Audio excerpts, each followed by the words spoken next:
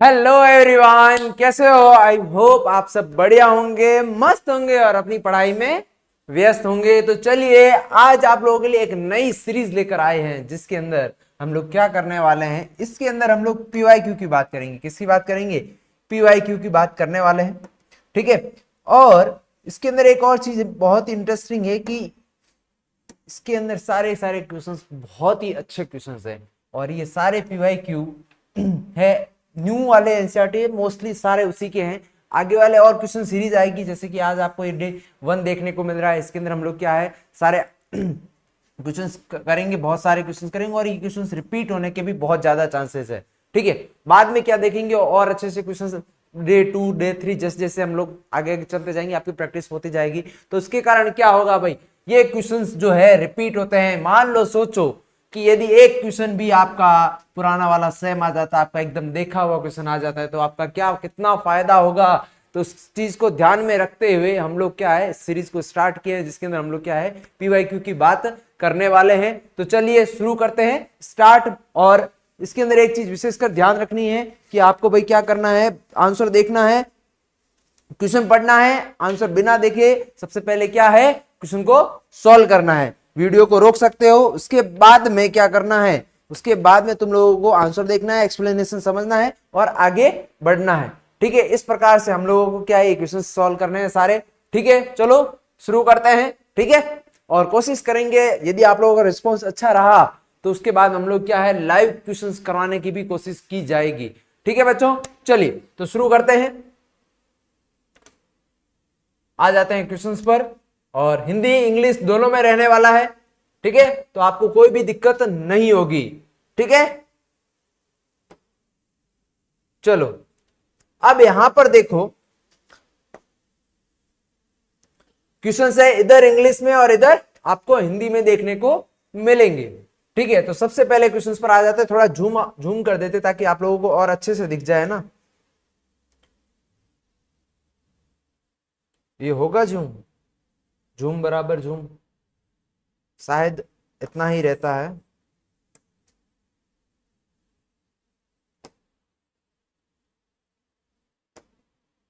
चलो तो शायद ये इतना ही रहेगा, कोई दिक्कत नहीं है। आई होप आप सबको दिखाई दे रहा होगा, बिल्कुल हाँ दिखाई दे रहा है। ठीक है, चलो अब इसके अंदर बात करते हैं। सबसे पहला क्वेश्चन है वो किससे है, आपका जो इवोल्यूशन वाला चैप्टर है उससे दिया गया है। सारे पीवाईक्यू क्वेश्चंस हैं। ठीक है, और बहुत ही अच्छे इंटरेस्टिंग क्वेश्चंस है। आप सबको क्या करना, मैं बीच में आपको 10 सेकंड का टाइम दूंगा क्वेश्चंस पढ़ने के बाद में, और 10 सेकंड के बाद में आप लोगों को मैं एक्सप्लेन करूंगा। तब तक आप क्या वीडियो रोककर खुद का आंसर लिख सकते हो, जिसके बाद में मेरा एक्सप्लेनेशन आपको देखना है।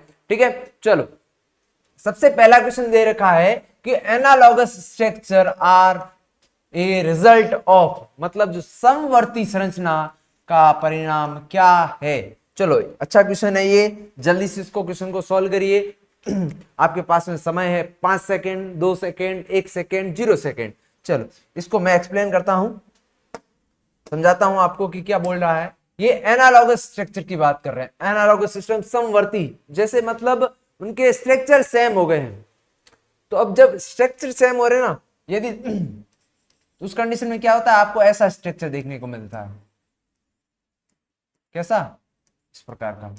अब ये देखो, तो इस कंडीशन में देखो कि सब लोग है ना पास में आ रहे हैं, मतलब क्या है, सबका स्ट्रक्चर एक जैसा हो रहा है। उस कंडीशन में हम लोग ये ऐसे देखते हैं। तो क्या आपको ये क्या है, कन्वर्जेंट फॉर्म में नहीं दिख रहा है? तो ये जो कन्वर्जेंट फॉर्म में आपको दिखाई दे रहा है, जिस प्रकार से मैंने बनाया तीरे उसके अकॉर्डिंग रोक, तो ये वाला आंसर हो जाएगा इसका। तो फर्स्ट क्वेश्चन का आंसर क्या हो जाएगा, अभिसारी विकास, या फिर क्या हो जाएगा, कन्वर्जेंट इवोल्यूशन हो जाता है। ठीक है, चलो फिर नेक्स्ट क्वेश्चन की बात करते हैं। Which of the following does not, word पर ध्यान देना है, क्या है, not effect the Hardy-Weinberg equation. ये भी क्वेश्चन एक अच्छा क्वेश्चन है, ये टॉपिक भी बहुत अच्छा है, तो इस टॉपिक पर आपको विशेषकर ध्यान देना है। ये वाला टॉपिक ध्यान में रखोगे, इवोल्यूशन का बहुत ही अच्छा टॉपिक आ जाता है। हार्डी-विनबर्ग इक्वेशन जो है बहुत ही अच्छा क्वेश्चन है। चलिए इसको सॉल्व करते हैं कि जो हार्डी-विनबर्ग जो है इक्वेशन है, उसके अकॉर्डिंग इक्विलिब्रियम की बात की गई है। किसकी बात की गई? इक्विलिब्रियम की बात की गई है। तो जो इक्विलिब्रियम की बात करते हैं, तो उसके अकॉर्डिंग हमने बोला कि इसके अंदर कि कौन सा एक चीज है जो इसको हार्डी-विनबर्ग इक्विलिब्रियम को इफेक्ट नहीं करता है। मतलब 3 ऐसे होंगे जो इफेक्ट करेंगे और एक होगा वो इफेक्ट नहीं करेंगे। ये भी एनसीईआरटी का ही क्वेश्चन है, सारे एनसीईआरटी में दे रखे हैं, एक भी एनसीईआरटी से बाहर नहीं है। ठीक है, तो चलो अब यहां पर देखो, एक आ रहा है natural selection, genetic drift, genetic migration और जेनेटिक पुल। अब इसमें से आप लोग देखोगे ना, तो ये 3 चीज जैसे कि प्राकृतिक वर्ण, आनुवंशिक विचरण और जीन पलायन, ये तीनों एनसीईआरटी में एज इट इज लिखे हुए हैं। ऊपर वाली साइड में पेज में एज इट इज लिखे हुए हैं कि भाई जो ये तीनों चीजें हैं हार्डी-विनबर्ग को इफेक्ट करती है। कैसे करती है? हार्डी-विनबर्ग क्या चाहता है कि कोई भी जीन का कुछ भी चेंज ना हो, बट इन सब चीजों से तो चेंज होगा, जेनेटिक ड्रिफ्ट होगा, माइग्रेशन होगा, नेचुरल सिलेक्शन, इन सब से क्या होगा? चेंज होगा ही होगा। उसके कारण क्या हो जाएगा भाई? आंसर अपना आ जाएगा जीन पूल। ठीक है, तो सेकंड का आंसर क्या हो जाएगा? सेकंड का आंसर हो जाएगा आपका थर्ड। ठीक है, चलिए नेक्स्ट क्वेश्चन पर आ जाते हैं। अगले क्वेश्चन में इनमें से कौन सा नर वानर बंदर के समान है? मतलब बंदर के समान है, लाइक एन एप। और ये आ जाता है ह्यूमन इवोल्यूशन से। ह्यूमन इवोल्यूशन वाला पोर्शन भी बहुत इंपॉर्टेंट है, नीट में, सीयूईटी में, सब में बहुत ज्यादा पूछा जाता है ना। तो ह्यूमन इवोल्यूशन वाला जो पोर्शन है वो भी आपको क्या है, ध्यान रखना है। इवोल्यूशन के देखो कंटिन्यू कितने क्वेश्चंस आ गए, ये भी इवोल्यूशन का क्वेश्चन है, ये भी इवोल्यूशन का क्वेश्चन है, ये भी इवोल्यूशन का क्वेश्चन, 3 क्वेश्चंस इवोल्यूशन से डायरेक्ट आ गए। ठीक है, अब इसके अंदर आपको आंसर ये तो डायरेक्ट रटा हुआ होना चाहिए, मतलब ये तो याद होगा तो सॉल्व कर पाओगे, ये याद नहीं सॉल्व कर पाओगे क्योंकि इसमें कोई दिमाग लगाने वाली बात। तो ये आपका आंसर क्या हो जाएगा इसके अंदर? ड्रायोपिथेकस आ जाता है। ठीक है, क्या आंसर आ जाएगा? ड्रायोपिथेकस आंसर हो जाता है। ये आपको यदि ऑर्डर याद है तो इजीली आप लोग क्या है इसको सॉल्व कर पाएंगे। ठीक है, क्लियर? चलो ये तो याद होने चाहिए सारे के सारे। आप लोगों को यदि चाहिए अलग से लेक्चर चाहिए, सर नहीं हमारे को टॉपिक वाइज भी लेक्चर चाहिए तो भी बताइएगा। ठीक है, कोशिश की जाएगी, आप लोगों के लिए सब कुछ किया जाएगा। अब यहां पर बोला है, ये वाला क्वेश्चन अच्छा है, न्यूक्लियोसोम के अंदर टोटल कितने मॉलिक्यूल होते हैं, अणु होते हैं हिस्टोन के? कितने? जो न्यूक्लियोसोम हिस्टोन के अंदर टोटल कितने होते हैं? तो ये वाला भी याद होना चाहिए आपको, ये भी सिंपल है, इजी क्वेश्चन है, ये भी याद होना चाहिए। अब इसके अंदर क्या पूछा गया? बस यही पूछा गया इसके अंदर टोटल मॉलिक्यूल्स कितने होते हैं, तो वैसा स्ट्रक्चर देखने को मिलता है, एक ऐसा, और 4 ये है और 4 ही इसके पीछे देखने को मिलते हैं। टोटल होते हैं 8, ऐसे 4 बॉल्स लगी रहती है और 4 इसके पीछे रहेगी। कैसे? एक दूसरे कलर से समझा देते हैं आपको, है ना। जैसे कि ये 4 थी और 4 ये हो गई, और इस प्रकार से क्या है, ये 8 का एक पूरा बना रहता है। तो इसलिए आंसर क्या हो जाएगा? डायरेक्ट 8th हो जाएगा। ठीक है, सिंपल है। इजी क्वेश्चंस देखो कितने इजी क्वेश्चन आते हैं, वो तो सोचो, सिंपल इजी क्वेश्चंस आए हैं। देखो फर्स्ट क्वेश्चन इवोल्यूशन से, सेकंड क्वेश्चन इवोल्यूशन से, थर्ड क्वेश्चन इवोल्यूशन से, कि 3 क्वेश्चन डायरेक्ट इवोल्यूशन आपके विकास वाले चैप्टर से आ गए हैं। नेक्स्ट क्वेश्चन पर बात करते हैं यदि हम लोग। अब इसमें देखो ये फोर्थ वाला किससे था? ये हमारे जेनेटिक वाले पोर्शन से था। अब आ जाओ नेक्स्ट। ये वाला बच्चे इग्नोर करते हैं क्योंकि बच्चों को ज्यादा समझ नहीं आता, रटना होता है। यहां पर समझने जैसा कुछ भी नहीं है, पर मेनली ये यदि रट भी लो ना तो भी इसमें से बच्चे क्वेश्चन गलत कर देते, कि थोड़ा वर्ड मिस्टेक कर ही देते। तो इसको एनसीईआरटी के अंदर पूरा पेज दे रखा है ह्यूमन जीनोम प्रोजेक्ट का, उसके अंदर ह्यूमन जीनोम की विशेषताएं दे रखी है, तो वो सारी विशेषताएं आपको याद होनी चाहिए। यदि आपको सारी विशेषताएं याद है तो आपको इजीली क्या है इस क्वेश्चन को कर जाओगे, क्योंकि इस क्वेश्चन के अंदर क्या है, सिर्फ थ्योरी दे रखी और एज इट इज एनसीईआरटी के पॉइंट दे रखे हैं। सारे के सारे पॉइंट किसके? एनसीईआरटी के, as it is word by word दे रखे हैं। और अब सबसे बड़ी बात क्या है कि जितने पॉइंट दे रखे सारे सही है, एक भी पॉइंट गलत नहीं है इसके अंदर। मतलब इन्होंने इतनी भी मेहनत नहीं की है चलो एक गलत कर देते फिर डाल देते, नहीं, इन्होंने जितने थे एनसीईआरटी के सारे पॉइंट छाप दिए। तो देखो इसके अंदर ए वाला वर्ड बात करते हैं। ए वाले में क्या है, ह्यूमन जीनोम के अंदर टोटल कितने बेस पेयर देखने को मिलते हैं? तो 3164.7, बिल्कुल एनसीईआरटी का ही लाइन उठाया इन्होंने, तो ये वाला लाइन सही है। उसके बाद यदि बात करते हैं जीनोम में औसतन कितने बेस होते हैं, तो 3000, बिल्कुल ये भी एनसीईआरटी की एज इट इज लाइन है, दोनों। फिर आता है टोटल नंबर ऑफ जीन, वो कितने हैं? तो लगभग 30,000 के आसपास, बिल्कुल ये भी एनसीईआरटी की लाइन है एज इट इज। उसके बाद और नेक्स्ट आते हैं, तो उसके अंदर से लगभग कितने होते हैं जो फंक्शनल होते हैं, जो मतलब यहाँ पर देखो 50% से अधिक खोजे गए जीनों के कार्य क्या अज्ञात है। मतलब खोज तो लिए गए बट उनके कार्य ही नहीं पता है। बट रियल में आप लोग समझोगे ना, उसमें से कार्य बहुत तो कम का ही होता है, बाकी सब एक जैसे ही होते हैं सेम। ठीक है, अब इसमें सबसे लास्ट वाला देखो, जीनोम के 2 से कम जो होते हैं वो प्रोटीन के लिए कूट लेखन करते हैं। मतलब एंड रिजल्ट क्या होता है, जीन से डीएनए से आरएनए, आरएनए से प्रोटीन बनाना होता है। बट इसमें देखो क्या बोला है, जीनोम का सिर्फ 2% से कम ही क्या होते हैं, प्रोटीन के लिए कूट लेखन करते हैं, मतलब ट्रांसक्रिप्शन करते हैं, लेस देन 2%। ठीक है, यहाँ पर 50% डिस्कवर्ड उसमें से। तो ये सारे पॉइंट सही हो जाते हैं और इसलिए आपको एनसीईआरटी में जाकर आपको ये वाला पोर्शन तो याद करना ही करना है।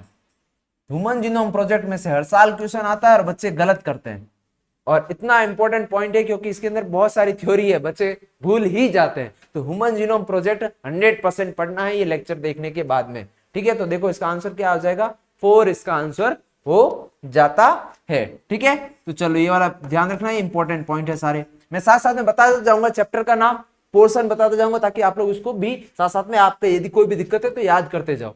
ठीक है, चलो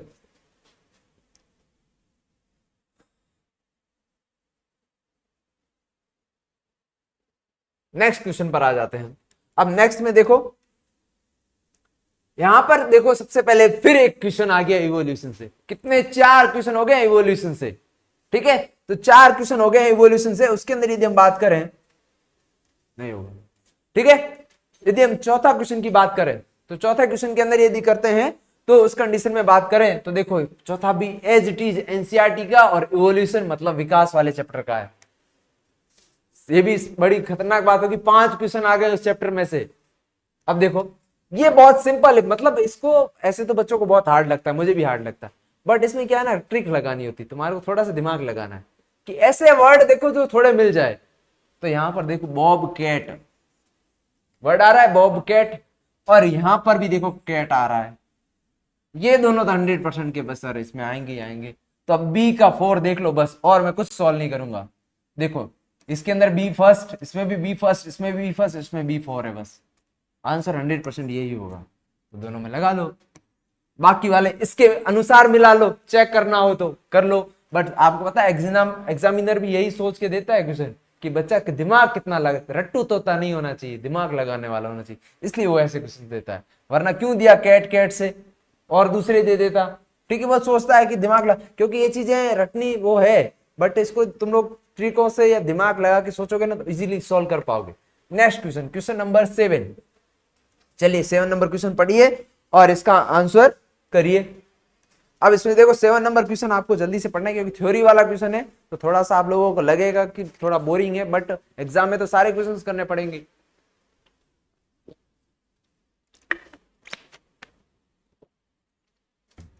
तो चलो शुरू करते हैं। 7 नंबर क्वेश्चन इजी है बिल्कुल।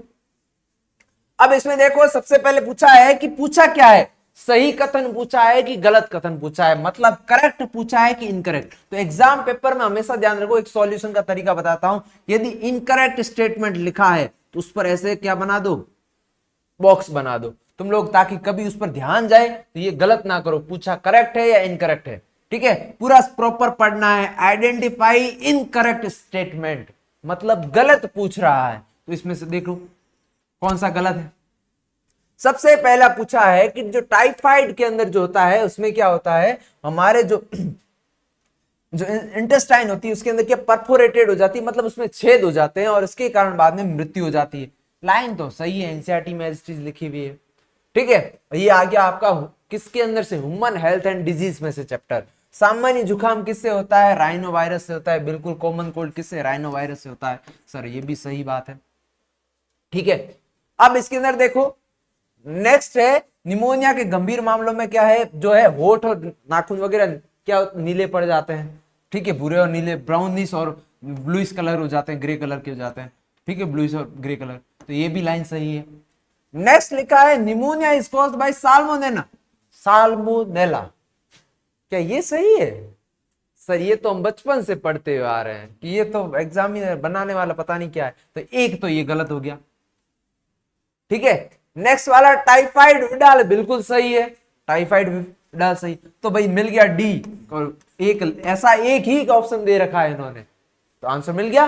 चलो ये तो हो गया आपका किसका चैप्टर का, ये आ गया ह्यूमन हेल्थ एंड डिजीज का। इवोल्यूशन के पढ़ लिए हमने क्वेश्चंस, और 2 क्वेश्चंस देख लिए किसके, जेनेटिक्स के। ये हो गया। अब देखते हैं, चलो नेक्स्ट क्वेश्चन। नेक्स्ट वाला है मिलान वाला, और मिलान वाला मैंने आपको एक तरीका बता रखा है। जब मिलान वाला क्वेश्चन आ जाए तो उसमें क्या है, ऐसा एक ऑप्शन देखो या दो ऑप्शन देखो जो आपको एकदम मन को संतुष्ट कर दे, बस। ठीक है, अब यहां पर देखो, मेरे को इतना पता है, जो इंटरफेरोन है ना, ये इंटरफेरोन जो होता है ना, वो क्या करता है, ये एक ऐसी चीज है जो किस में कार्य करती है।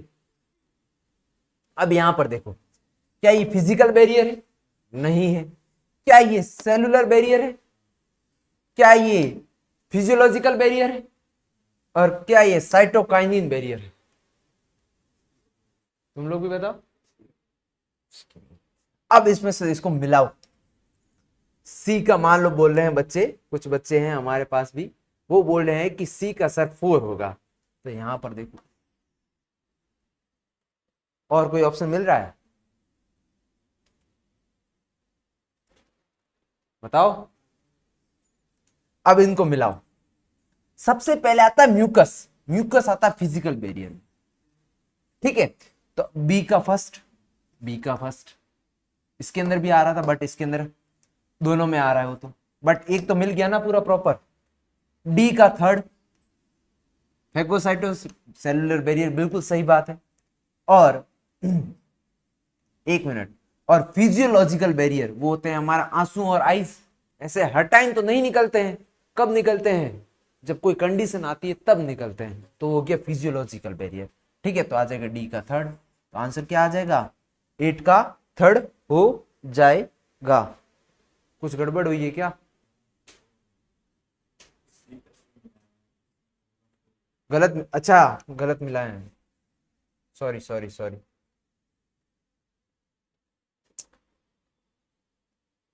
साइटोकाइन बैरियर, इंटरफेरॉन, ये सही है।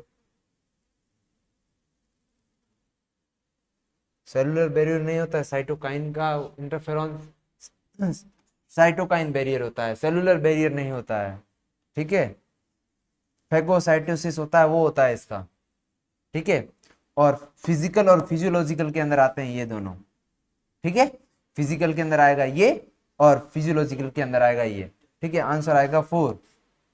तुम लोगों ने गलत बताया, और तुम लोगों के चक्कर में मेरा भी गलत हो गया। तो आंसर क्या हो जाएगा इसका? अब देखो बच्चे कंफ्यूज हुए ना, दो वर्ड से सेम होने के कारण। अब जब बच्चों के कारण क्या, देखो इंटरफेरॉन क्या होता है ना, कोई भी सेल, इसको समझाता हूं, याद कैसे रखोगे।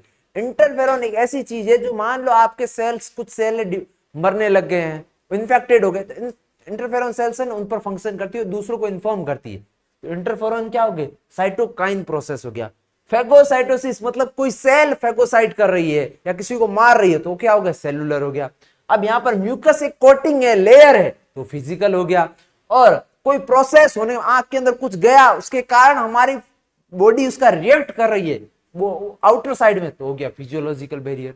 ठीक है, तो इस प्रकार ये एक अच्छा क्वेश्चन है, एनसीईआरटी का ही और ह्यूमन हेल्थ एंड डिजीज का है, और बच्चों की पिटोगे तुम लोग। ठीक है, चलो नेक्स्ट क्वेश्चन।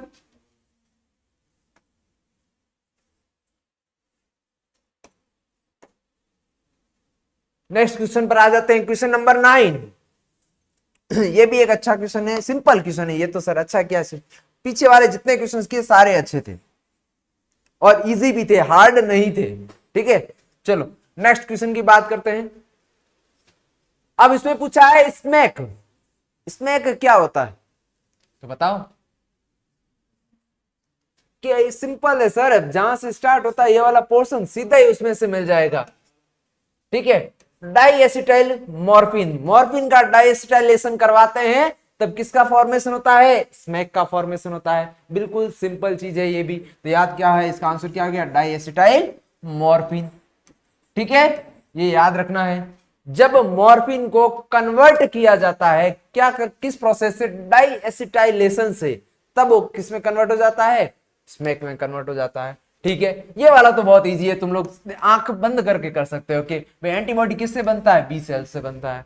ठीक है, चलो नेक्स्ट क्वेश्चन पर आ जाते हैं। ये तो भाई हमारे बच्चे आंखें बंद करके बता देंगे अब तो। ठीक है, कि यदि हम बात करें जो सीवेज ट्रीटमेंट करते हैं उसके अंदर जो फ्लॉक्स होता है वो क्या होता है, तो फ्लॉक्स क्या होता है, फ्लॉक्स ऐसी कोई वो अजीब चीज नहीं है। उसके अंदर क्या होंगे, सूक्ष्म जीव, बैक्टीरिया और कवक जो है वो दोनों मिलकर एक चीज बनाते हैं, उसी को क्या कहा जाता है, फ्लॉक्स कहा जाता है। यहाँ पर देखो जो कवक तंतु मतलब फिलामेंट जो है फंगस के और बैक्टीरिया है वो दोनों मिलकर फॉर्मेशन करते हैं। तो आंसर क्या हो जाएगा इसका, थर्ड हो जाएगा। ठीक है, ये हम लोग किसके अंदर पढ़ते हैं, माइक्रोब्स इन ह्यूमन वेलफेयर के अंदर। बिल्कुल सिंपल सा पूछ गया फ्लॉक्स क्या होता है, अरे मैं बच्चों को क्लास में बताता हूं बार बार कि फ्लॉक्स क्या होता है, पूछा जाता है बार बार, बहुत बार पूछा गया है। ठीक है, नेक्स्ट आ जाते हैं बच्चों का फेवरेट क्वेश्चन। ये भी देखो माइक्रोब्स इन ह्यूमन वेलफेयर, ये भी माइक्रोब्स इन ह्यूमन वेलफेयर, तो दो क्वेश्चन डायरेक्ट आ गए। ठीक है, अब इसमें से देखो सेम वही चीज वही तरीका अपनाना है। चलो सबसे पहले आता है स्विस चीज। स्विस चीज किसे मिलता था, प्रोपियोनिबैक्टीरियम सार्मेनाई से। तो यहां पर देखो सी का सर दो दे रखा है, एक ये दे रखा है एक ये दे रहा है, मतलब ये दो तो हट के डायरेक्ट। अब 50-50 खेल सकते हो, यदि तुम्हारे को नहीं आए तो तुम तुक्का भी मार सकते हो। ठीक है, अब यहां पर दे रहा है कि डी का या तो थर्ड होगा या डी का सेकंड होगा। तो डी क्या है, साइक्लोस्पोरिन ए। यहां पे साइक्लोस्पोरिन किससे मिलता है, ट्राइकोडर्मा पॉलीस्पोरम से। तो ये हो गया। स्ट्रेप्टोकोकस से क्या मिलता है, क्लॉट बस्टर। और स्टेटिन किससे मिलता है, मोनस्कस परप्यूरेस से। ठीक है, तो क्या हो गया, ए का थर्ड, बी का फर्स्ट, सी का फोर और डी का सेकंड। आंसर क्या आ गया, second. As it is NCERT का ही क्वेश्चन है ये भी। ठीक है, तो एक भी क्वेश्चन एनसीईआरटी से बाहर आया तो तुम लोग बाहर क्यों भागते हो इधर उधर की बुक पढ़ने के लिए। एनसीईआरटी को बेसिकली तुम लोग बार बार पढ़ो ना, सुबह उठते टाइम, फिर नाश्ता करते टाइम, फिर दोपहर को सोते टाइम आंखें खुले रखनी है। ठीक है, तभी पढ़ पाओगे। ठीक है, फिर खाना खाते टाइम, और उसके बाद में क्या है, वॉक पे जाते टाइम, पार्क में घूमते टाइम, सब जगह तुम्हारे को क्या ही करना है, एक एनसीईआरटी खोल के रखनी है। ठीक है, 13 चैप्टर है, रोज के क्या है 5-5 चैप्टर पढ़ो। 5-5 चैप्टर पढ़ोगे तो क्या है 2 दिन के अंदर खत्म हो जाएंगे। फिर सर 3 चैप्टर बच गए, आधे बांट लो 2 दिन में। और ठीक है, इस प्रकार से 2 दिन में एनसीईआरटी खत्म हो जाती है। तो जब तक आपका एग्जाम आएगा कितनी बार एनसीईआरटी पढ़ लोगे, कम से कम 2 दिन के अकॉर्डिंग बात करता हूँ, 50-60 बार पढ़ लोगे। ठीक है, और 50-60 बार तुम नहीं पढ़ोगे, तुम पढ़ोगे 120 बार। क्यों कि जब तुम लोग है ना 50-60 बार एनसीईआरटी पढ़ लोगे ना, पर एक चैप्टर को पढ़ने में मिनट लगेंगे 10, तो एक दिन में कितनी बार पढ़ लोगे, एक दिन में तुम 3 बार एनसीईआरटी पढ़ सकते भाई। सब दूसरे सब्जेक्ट भी तो पढ़ने हैं, तो बायो में पढ़ने में इतना टाइम नहीं लगता है। तुम सुबह सुबह खोलोगे एनसीईआरटी पेज पलट दोगे, तुम्हें खुद को नहीं पता चलेगा। बाकी सब्जेक्ट अब सोचो ना, नंबर इसके भी उतने ही है, बाकियों के भी इतने हैं, तो कम से कम इसके तो पूरे ले आओ, तो कितना फायदा है। तो बायो को अच्छे से पढ़ो। ठीक है, तो ये वाला क्वेश्चन हो गया, सिंपल था, इजी था। नेक्स्ट क्वेश्चन पर आते हैं कि इसके अंदर पूछ रहा है कि ऐसा कौन सा है जो एफिड और मॉस्किटो को क्या कर देता है, खल्लास। तो सिंपल सा ये रटा हुआ चीज है, रटने वाले क्या होता है, लेडी बर्ड जो होता है ये क्या करता है, लेडी बर्ड जो होता है ये एफिड को और जो मच्छर होता है मॉस्किटो होता है, इन दोनों को क्या करता है, खत्म करता है। अब आ जाता है नेक्स्ट क्वेश्चन, तो हेडिंग से ही ले लिया डायरेक्ट। आपने पढ़ा होगा डाउन स्ट्रीम प्रोसेस होती है एक, तो डाउन स्ट्रीम प्रोसेस किससे रिलेटेड होती है, किस चीज के लिए करते हैं, तो सोचो जल्दी से। ये वाला अच्छा क्वेश्चन है, अब तक का सबसे अच्छा क्वेश्चन मेरे को ये लगा कि बच्चे थोड़ा सा इसमें कंफ्यूज होंगे। इजी है बट बच्चे कंफ्यूज होंगे, तो अब इसको सोचो अच्छे से। चलो इसको बताओ 14। अब इसमें देखो मैं पीछे से स्टार्ट करता हूं, तो यहां पर सबसे पहले स्टार्ट आता है प्यूरिफिकेशन, और डाउन स्ट्रीम प्रोसेस है इसीलिए यूज की जाती है। आइडेंटिफिकेशन डाउन स्ट्रीम प्रोसेस ऐसे कोई मतलब नहीं। फर्मेंटेशन अलग हो गया। एम्प्लीफिकेशन कोई चीज बढ़ानी है उसके लिए डाउन नहीं। प्यूरिफिकेशन के लिए मार्केट में कोई चीज लेकर आनी है, कोई हमने कोई चीज बना दी है पर उसको मार्केट में लेकर आना है, तो मार्केट में कैसे लेकर आएंगे, पहले उसको अच्छे से चेक करेंगे, उसके आइडेंटिफाई करेंगे कि मानव के लिए यदि लेकर आ रहे हैं तो उनको कोई नुकसान तो नहीं हो रहा है, उसमें कोई कमी तो नहीं है, टॉक्सिसिटी तो नहीं है, तो सब क्या प्यूरिफिकेशन ही तो चेक कर रहे हैं उसके अंदर। तो ये हो गया प्रोसेस, बिल्कुल सिंपल था, इजी क्वेश्चन था बट थोड़ा सोचने वाला था। ठीक है, चलो नेक्स्ट क्वेश्चन आते हैं, क्वेश्चन नंबर 15। ये भी एक अच्छा क्वेश्चन है, इजी क्वेश्चन है, बिल्कुल इजी है, तो इसको भी आप लोगों को सोचना है अच्छे से। यहां पर देखो क्या पूछा गया है, सेल जो होती है तो सेल क्यों बाहर होती है, सेल वॉल, या कोई भी चीज। तो अब इसमें देखो जो सेल वॉल है उसका एंजाइम ऐसा कौन सा जो है वो क्या है उसको डिस्ट्रॉय कर देता है, ठीक है, वो तो है, बट इसमें से एक गलत कर रखा है, मतलब एक है वो गलत मिला रखा है, नॉट मैच पूछा है, करेक्टली मैच। तो देखो फंगस काइटिन बिल्कुल सही बात है, काइटिन की बनी होती है सेल वॉल, प्लांट में सेलुलोज की होती है तो सेलुलेज हो गया, बैक्टीरिया में लाइसोजाइम लाइसोजाइम। तो यहां पर देखो एल्गी मिथाइलेज, क्या ये सही है? एल्गी तो किसके अंदर आती है, तो ये तो गलत हो गया डायरेक्ट, ठीक है। तो आंसर क्या हो गया?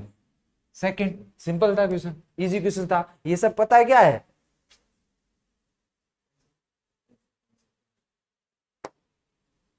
ये इसको पता नहीं क्या हो गया, बीच बीच में दौरे पड़ रहे हैं, ठीक है।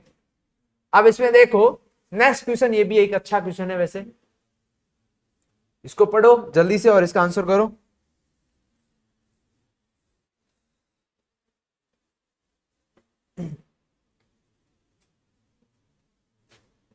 देखो सबसे पहले क्या होता है कि हमारे को भाई कि डायरेक्टली डालना है, क्या डीएनए ट्रांसफर करना है, तो सबसे पहले तो हमारे को पता है मेटल यूज करते हैं, डाई कैटायन आयन होते हैं वो यूज करते हैं, इतना हमारे को पता है कि सर, ठीक है। तो सबसे पहले आएगा बी, बी द्विसंयोजन धनायन है, वो यूज किया जाता है, मतलब ट्रीटमेंट विथ डायलेटेड कैटायंस, ठीक है। तो ये हो गया बी।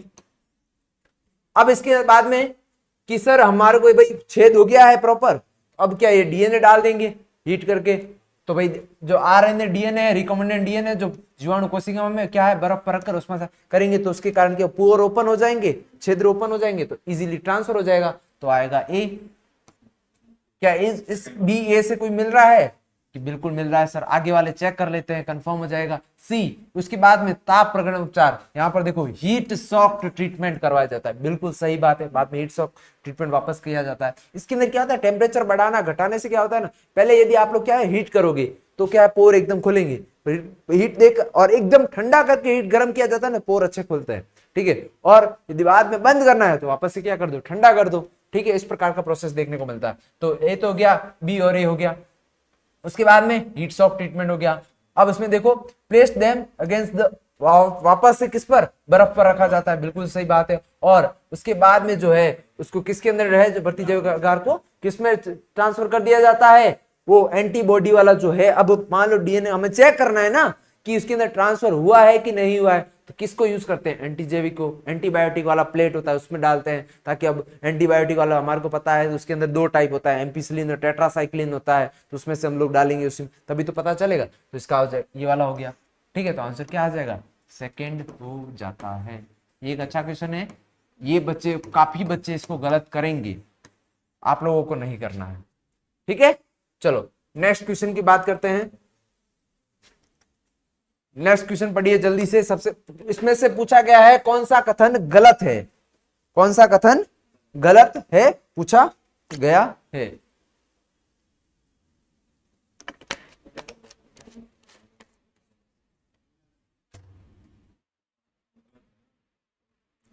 अब इसमें देखो सबसे पहले पूछा गया है, यहां पर देखो पीछे से डीएनए लाइगेज का उपयोग डीएनए के खंडों को जोड़ने में किया जाता है, या फिर डीएनए लाइगेज को यूज किया जाता है फ्रेगमेंट्स को जोड़ने के लिए, चिपकाने के लिए, बिल्कुल सही बात है। तो ये तो गलत है नहीं, इनकरेक्ट पूछा गया है, तो जिसके अंदर डी ऑप्शन है ना वो हटा दो, ये हट गया। अब देखो तुम लोग देख लो बी वाले ऑप्शन को, क्योंकि इन दोनों में बी ऑप्शन है, इसमें नहीं है। तो देखो transfer of the which of DNA introduce of the host bacteria, जो रूपांतरण एक प्रक्रिया है जिसमें माध्यम से डीएनए के एक खंड को परपोषी में जीवाणु में प्रवेश कराया जाता है, बिल्कुल सही बात है ये, ठीक है। तो ये तो सही है, तो ये सही है, तो ये भी सही हुआ, तो आंसर क्या आ गया डायरेक्ट, ठीक है, आ गया आंसर। चलो नेक्स्ट क्वेश्चन बात करते हैं। इसमें बोला गया है कि सत्य कथन, वो गलत पूछा था और यहाँ पर यही कंफ्यूज करेगा, सत्य असत्य असत्य, बच्चे बेचारे वहां पर बैठे बैठे खोपड़ा खराब हो जाएगा, सत्य असत्य में कंफ्यूज हो जाएंगे और उनके हो जाएंगे काम पक्का। अब इसमें देखो रोजी से मिलने वाला दूध जो है, जो हमारे को मिलता है, रोजी से मिल्क जो मिलता है, उसके अंदर बोला है कि जो न्यूट्रिशन हो जो ह्यूमन बॉडी है उससे भी ज्यादा होता है, ऐसा बोल रहा है। बट और नेक्स्ट वाला पूछ रहा है बायोपायरेसी का तात्पर्य बिना एनएमसी के अनुमोदन के, ये तो गलत बात है, सीधी सी गलत बात। एनएमसी से उससे कोई उसका है भाई वहां के लोगों से, वहां की उससे उससे मतलब उनको पैसा दिया जा रहा है कि नहीं, उसको यूज कैसे किया जा रहा है उससे रिलेटेड, तो ये तो गलत हो गया, बी गलत। तो ये वाला ऑप्शन हट गया, ठीक है। अब इसमें से देखो लास्ट नेक्स्ट वाला है, तो जो है GEAC के अकॉर्डिंग जो है, जो जेनेटिकली मॉडिफाइड ऑर्गेनिज्म जो होते हैं उसकी परमिशन यूज की जाती है, ताकि और उसके बाद में उसके अकॉर्डिंग ही कार्य किया जाता है। उनसे एक निर्णय लिया जाता है कि भाई हम लोग क्या ये चीज कर सकते हैं, यदि वो मना कर दे तो नहीं किया जा सकता है क्योंकि भाई नैतिकता भी देखी जाती है, भाई एनिमल्स को परेशान करना नहीं होता, ये एनसीईआरटी में प्रॉपर लिखा हुआ है। तो ये वाला सी वाला तो 100% सही है। तो सर सी इसमें तो है नहीं, इन दोनों में है। ठीक है, अब आ जाता है यहां पर पारजीवी जंतु रोग के विकास में जीन के योगदान में समझने में हमारी सहायता करते हैं। बिल्कुल ये भी सही बात है। तो यहाँ पे देखो ट्रांसजेनिक एनिमल होते हैं, उनका हम लोग किस चीज में यूज करते हैं, हमारे को कोई मेडिसिन का ट्रीटमेंट करना है, हम लोग कोई चीज बनाई है तो हम उसके अंदर ट्रांसफर करते हैं, उसका पता लगाते हैं, उसको टीका लगाते हैं, जिससे हमारे को पता यदि उस पर कोई गलत इफेक्ट आएगा तो हमारे ऊपर भी आएगा, इसलिए हम लोग क्या है उनको यूज करते हैं। तो ये भी सही है। तो सर आंसर तो मिल गया हमारे को, सी और डी। ठीक है, चलो नेक्स्ट क्वेश्चन। वाह, आप सबका फेवरेट आ गया फिर से मिलान वाला क्वेश्चन। मैंने बोला है मिलान वाले क्वेश्चन ज्यादा आते हैं, क्यों? क्योंकि इसमें क्वेश्चन ज्यादा मिल जाते हैं ना, पूछने के लिए ज्यादा ऑप्शन मिल जाता है उनको। ठीक है, इसलिए अब यहां पर देखो, सबसे पहले क्वेश्चन देखो, यहां पर एक तो आ रहा है कॉर्न बोरर। कॉर्न बोरर मतलब मक्के की बात करें, उसमें तो होता है क्राई ए बी, कॉटन के अंदर होता है क्राई फर्स्ट एसी। इतना तो सर पक्का याद है, और इतना याद है तो आंसर लगभग हो ही जाएगा कि बी का 4, डी का सेकंड। ओहो, अब की बार गेम खेल लिया गया है। बट क्या पता हमने गलत चेक किया हो, कुछ ऐसा ऑप्शन हो मिल जाए तो डायरेक्ट मिल जाए, कभी कभी तो भाई वो भी खेलेंगे। तो ठीक है, तो दो तो चलो ठीक है, इससे हो गया। अब आ रहा है एंटीसेंस आरएनए, और आ रहा है तीसरा, आ रहा है एक क्या है, एक इलाज की बात कर रहा है। अब एम्फाइसीमा की इलाज की। अब हमारे को पता है कि एंटीसेंस आरएनए यूज किया गया था डबल स्ट्रैंड आरएनए बना के, ताकि वो प्लांट्स के अंदर, टोबैको के अंदर, रूट के अंदर यूज किया गया था। उसका एम्फाइसीमा से क्या मतलब है? कोई मतलब नहीं है। तो डायरेक्ट ये हो गया। इससे मेलाडोगन इनकोग्निसिया क्या था? एक निमेटोड था जिससे डिजीज होती थी। उस डिजीज को सही करने के लिए एंटीसेंस आरएनए बनाए गए थे, आरएनए को चिपका दिया गया था, जिसके कारण उसका फॉर्मेशन नहीं हो पा रहा था, बेचारा मर गया। ठीक हो गया। ठीक है, तो ये हो गया सी का फर्स्ट मिल गया सर। ए का थर्ड, बिल्कुल सर ए का थर्ड सही है, आंसर आ गया। अब कभी कभी ट्रिक नहीं लगेगी तो ये बात नहीं है कि सर आपने तो गलत बोला, तो अब इस पे पूरा सॉल्व कर लो। तो तुम लोग क्या शेर से कम हो? तुम लोगों को सब कुछ आता है, वैसे भी तुम्हारा दिमाग तो चाणक्य जैसा है। ठीक है, अब ये ना अभी आया है इसके अंदर, नीट में पहले ही आ चुका है, तो नीट के पीवाईक्यू भी 12th के साथ साथ में करो। ये सारे क्वेश्चंस नीट के अंदर पहले से आ रखे, सीयूटी अब होने लगा है ना। तो आप लोगों को यदि मैं एक एडवाइस देता हूं, आप लोग नीट के 2018 से और 2024 तक के सारे 12th के क्वेश्चंस करने हैं। ठीक है, जो सिलेबस डिलीट हो चुका है ना, वो तुम्हारे को पता है, नई वाले एनसीईआरटी साइड में रखो, उस टॉपिक से आ रहा है डायरेक्ट हटा दो, उसको क्रॉस मार दो, उसको सॉल्व भी नहीं करना है। बट जो नया वाले सिलेबस के अंदर से रिलेटेड है वो सारे क्वेश्चंस कर लो, सीयूईटी प्लस नीट के दोनों के क्वेश्चन मिला के करो। तुम लोग इतने क्वेश्चन हो जाएंगे ना, बायो के अंदर एक भी क्वेश्चन गलत नहीं होगा। और ऐसे ही तुम लोग फिजिक्स और केमिस्ट्री में करो। ठीक है, चलो अब ये वाले देखो, ये तो सिंपल सी बात है, क्वेश्चंस आ रखा है एनसीईआरटी की, वो है जेनेटिक इंजीनियरिंग अप्रूवल कम्युनिटी। ठीक है, ये डायरेक्ट रटना है, याद होना चाहिए कि, और ये वाला क्वेश्चन पीछे, और एक और बड़ी बात, ये जस्ट यही आंसर पीछे दे रखा है, इसी पेपर के क्वेश्चंस में दे रखा है। भरोसा नहीं होता तो दिखाता हूं।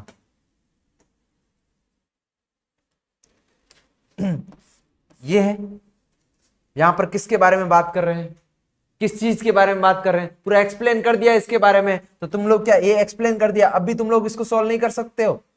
जब वहां पूरा सॉल्व कर दिया है तो जेनेटिकली उसी की बात कर रहे हैं, तो अप्रूव लेने की बात कर रहे हैं, किसकी बात कर रहे हैं? अप्रूव। तो एक कमेटी होगी, वही कार्य करेगी, तो उसे डायरेक्ट समझ में आ जाता है। ठीक है, तो ये हो गया। अब ये वाला नेक्स्ट क्वेश्चन, ये भी अच्छा क्वेश्चन है।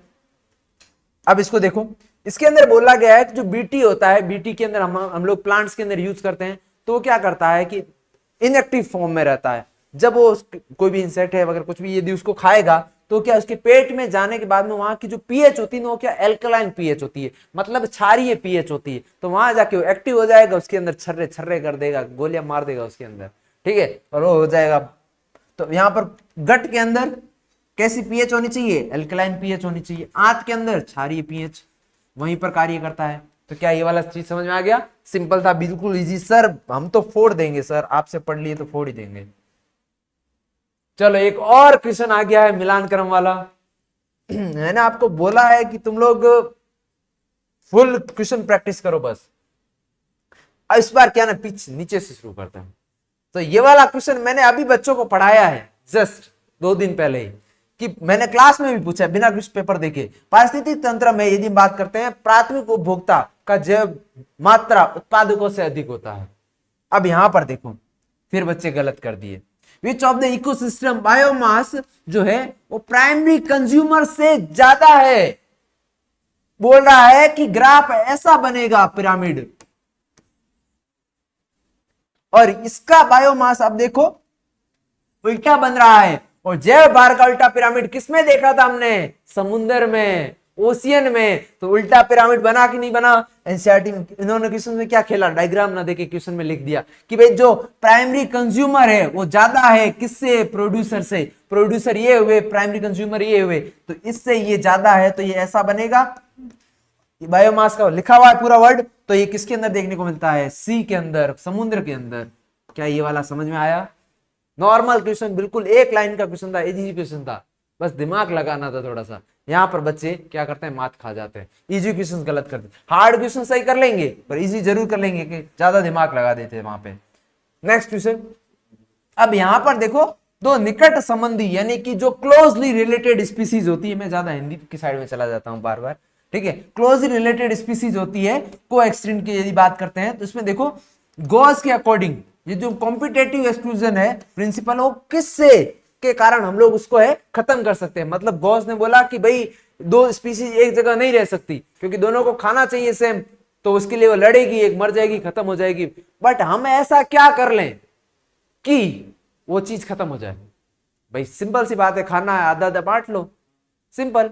तो ये भी एनसीईआरटी में एज इट इज लिखा हुआ है, गॉस का खत्म होते ही पेज में नीचे वाली साइड में लिखा हुआ है। वहां पर देखोगे तो उसमें लिखा है कि जो रिसोर्सेज है, जो क्या है संसाधन है, उसका क्या कर दिया जाए? विभाजन। भाई बोल दे कि मैं सुबह खाना खाऊंगा, तुम रात को खा लेना। चिड़िया वाला एक दिया है ना फ्रिंसेस वाला, तो उसके अंदर क्या बोला गया है? तुम उधर ऊपर वाले पेड़ के ऊपर वाले डाली पर तुम खाओगे, नीचे वाले पर मैं रहूंगे, ठीक है, इस प्रकार से। तो ये वाला हो गया, सिंपल था क्वेश्चन, इजी था। अब यहां पर देखो ये वाला भी इजी क्वेश्चन, बिल्कुल इजी क्वेश्चन। डायग्राम को लाइन में, जैसा ये क्या है वैसा ये क्या है, ये भी सारे इकोलॉजी के क्वेश्चन है, सारे इकोलॉजी के, और ये बच्चों को मैंने पढ़ाया सब कुछ। अब यहां पर देखो क्वेश्चन में क्या बोला है? युवा और वयस्क, जो यंग और मैच्योर है, क्या उसके अंदर एक ऐसा डायग्राम बना रखा है? क्या आपको ऐसे डायग्राम बना रखे हैं? ठीक है। अब इसमें क्या किया ना, यहां बोला है कि यंग और मैच्योर दोनों क्या है? बराबर है। जब बोले कि ये रिप्रोडक्शन वाले हैं, ये बच्चा पैदा करने वाले हैं, और ये अभी बच्चे हैं, ये दोनों बराबर हो गए हैं, तो क्या जनसंख्या अब बढ़ रही है कि स्थिर हो गई है? स्थिर हो गई है। स्थिर मतलब इसमें से ऑप्शन में से देख लो, स्थिर क्या है? स्टेबल, स्थिर, सिंपल, इजी। ये भी एनसीईआरटी का डायग्राम है, ऐसा एनसीईआरटी में तीन दे रखे हैं अलग अलग। उसमें बोला गया है कि यदि युवा जो है, जो मैच्योर होता है, जो रिप्रोडक्टिव होता है, युवा होता है जो उससे पहले वाला, रिप्रोडक्शन से पहले वाले जितने भी है। अब यदि दोनों क्या है? बराबर हो गए, रिप्रोडक्टिव और उसके बाद, अब जब ये भी यहां पर आएंगे तो क्या स्टेबल रहेगा, और तब ये बुढ़े हो जाएंगे, तो लास्ट में कैसा बनेगा? ऐसा ही बनता जाएगा, तो एकदम परफेक्ट यही बनेगा। तो इसका मतलब ये स्टेबल हो गया, ठीक है। यदि डिक्लाइन कब होता? जब यहां पर नीचे से मैं छोटा बना देता तो घट रही है जनसंख्या, ठीक है। और यदि मैं ऐसा बनाता तो बढ़ रही है जनसंख्या। देखो ये, और इनके बच्चे हैं ये, तो ये देखो इनसे ज्यादा है तो ये बढ़ गई, ठीक है। तो इस प्रकार का हमारे को देखने को मिलता है, ठीक है, स्टेबल वाला। अब आ जाते हैं, ये तो फेवरेट है इकोलॉजी में से, इसमें से क्वेश्चन ना पूछा जाए तो भाई उनका पेट खराब हो जाता है, ठीक है। तब इसमें से देखो सबसे पहले बात कर लेते हैं एमेंसलिज्म की। मेरे को सबसे अच्छा यही लगता है, सबसे लास्ट में एनसीईआरटी में बेचारे की 2 लाइनें दी है इसकी, ठीक है। इसमें क्या होता है? एमेंसलिज्म में जो एंटीबायोटिक का एग्जांपल हमने पढ़ा है, उसके अंदर होता है कि एंटीबायोटिक बनाता है तो क्या करता है? अपने पास वाले को मार देता है, खुद को कुछ फर्क नहीं पड़ता। एक को नुकसान, खुद को कोई फर्क नहीं पड़ा। तो इसमें से देखो ऐसी कौन सी जाति है जो एक को नुकसान पहुंचा रही है और दूसरे को कोई प्रभावित नहीं है? एक प्रजाति हानि मिलती है, दूसरी अप्रभावित रहती है। One species harmed, other unaffected. तो अब यहां पर इसको मिला दो, सी का सेकंड, बस हो गया सॉल्व, डन। और कुछ करना ही नहीं है। मिलाना हो, टाइम वेस्ट करना हो तुम्हारे को कि नहीं सर हम तो टाइम वेस्ट करेंगे, तो मिला लो भाई। ए का 4 सहभुजता, एक को प्रभावित दूसरे को कुछ नहीं होगा, एक को बोलता है सौपकारिता, मतलब दोनों एक दूसरे का उपकार करते हैं मतलब म्यूचुअलिज्म जिसको कहा जाता है, इसमें दोनों को बेनिफिट होगा। ठीक है, तो दोनों प्रजातियां लाभार्थ होती है। ये हो गया, कहाँ गया, हाँ ये नीचे वाले का है ना, ये हो गया। तो बस आंसर मिल गया। आंसर तो सर पहले ही मिल गया हमारे को, 1 सेकंड में मिल गया, क्वेश्चन तो पढ़ा ही नहीं था उससे पहले। ठीक है, चलो ये वाला सारे क्वेश्चन कंप्लीट हो गए। 26 क्वेश्चन हमारे कंप्लीट हो चुके हैं। नेक्स्ट बढ़ते हैं आगे। देखो फिर एक क्वेश्चन मिल जाएगा आपको। कितने क्वेश्चंस मिलाने वाले आते हैं बोलो, प्रैक्टिस करो, जितनी प्रैक्टिस करोगे उतने मजे आएंगे तुम्हारे को, और एग्जाम फोड़ दोगे, मस्त कॉलेज में जाओगे, मजे करोगे। अब यहां पर देखो, पहले यही वाला क्वेश्चन करते हैं सॉल्व, उसके बाद में दूसरे वाले करते हैं। अब यहां पर देखो सबसे पहला आता है स्टैंडिंग स्ट्रेट और स्टैंडिंग क्रॉप। सर ये तो बहुत इजी है। नहीं सर चारों इजी है। यहाँ पे तो कुछ बच्चे ये याद नहीं होंगे, बाकी वाले जरूर याद होंगे उनको। नेट प्राइमरी प्रोडक्टिविटी क्या होता है, सेकेंडरी प्रोडक्टिविटी क्या होता है। सेकेंडरी प्रोडक्टिविटी जो कंज्यूमर बनाते हैं, ये भी मैंने बच्चों को समझाया है। Rate of formation organic matter by consumer, तो ये हो गया आपका क्या, सेकेंडरी प्रोडक्टिविटी। प्राइमरी प्रोडक्टिविटी, अब देखो बायोमास की बात कर रहे हैं तो ये होता है स्टैंडिंग क्रॉप। सोयल के अंदर जो है मिनरल्स वगैरह मतलब इनऑर्गेनिक की बात कर रहे हैं तो होता है स्टैंडिंग स्ट्रेट। पीछे कौन सा बच गया, बायोमास जो लिविंग मटेरियल ट्रॉपिकल लेवल पर बात की है तो हो गया नेट, क्या हो गया, एक मिनट सॉरी बायोमास, एक मिनट गलत है। यहां पर देखो स्टैंडिंग स्ट्रेट की बात की, ये तो मैंने सही है कनेक्ट किया है। स्टैंडिंग क्रॉप की बात की, अवेलेबल बायोमास एज द क्या है, उपभोक्ता के लिए जो अवेलेबल होता है हेट्रोसिस्ट के लिए, तो ये होता है एनपीपी। मैंने एक फॉर्मूला बताया था, GPP minus R equals to NPP. तो ये एनपीपी किसके लिए, कंज्यूमर के लिए बचता है, तो यही लिखा है उन्होंने, थोड़ा सा लाइन को चेंज करके बहुत अच्छे से लिखा है इस लाइन को। ठीक है, तो ये हो गया। अब पीछे क्या बच गया, स्टैंडिंग क्रॉप मतलब ऑर्गेनिक मटेरियल। ठीक है, ये हो गया, तो ये हो गया। और mass of the living material of tropical level, तो ये हो जाता है ये, और ये हो जाता है ये। अब हुआ ऐसे, दो मिलान सही थे, यहां पे मैंने थोड़ा गड़बड़।